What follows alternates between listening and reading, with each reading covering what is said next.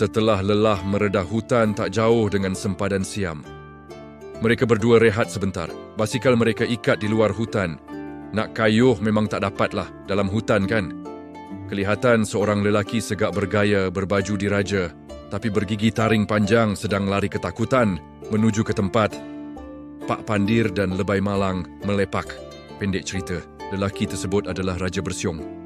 Dia pun ceritalah sebab apa dia lari. Rakyat dia marah sebab dia banyak bunuh orang sebab nak darah manusia. Tak habis fikir Lebay Malang. Kalau tuanku buat tabung darah, tuanku minta rakyat jual. Rasanya diorang pasti okey. Win-win situation. Ini sumpahan. Beta sendiri tak terfikir. Makin dia panjang, makin ketagih beta. Sekarang beta nak cabut gigi ni. Biar sumpahan ni hilang. I cannot have it anymore. Please help me. Relax, tuanku. Patik cuba cabut gigi tuanku. Patik nak cabut cara dentis. Patik tak cukup tools. Untuk memastikan prosedur ini berjaya, Pak Pandir meneguk ubat kuat muntah jin. Lihatlah transformasi luar biasa ini.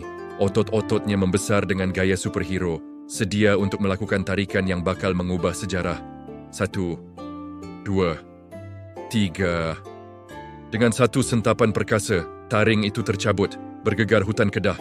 Raja Bersiong kini bebas daripada bebanan taringnya dan dengan biceps yang besar. Pak Pandir baling jauh-jauh. Siong tersebut! Yah, pergi kau dari sini! Situlah nama baling yang ada sekarang.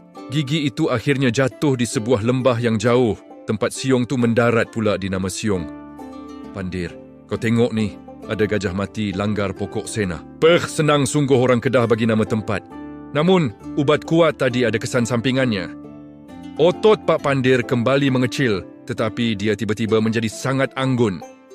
Dengan lipstik merah jambu dan cermin di tangan, Pak Pandir kini dah macam diva pula. Melihat perubahan drastik Pak Pandir, Raja Bersiong berasa seram sejuk. Tanpa berlengah, Baginda terus memecut lari masuk ke dalam hutan, lebih laju daripada semasa Baginda dikejar rakyat tadi. Calling-calling lah hai tau muah, jerit Pak Pandir dengan manja. Lebay Malang hanya mampu menepuk dahi. Harap tak kekal lah kesan sampingan ubat kuat ni. Letih aku nak melayan. Okey, bye.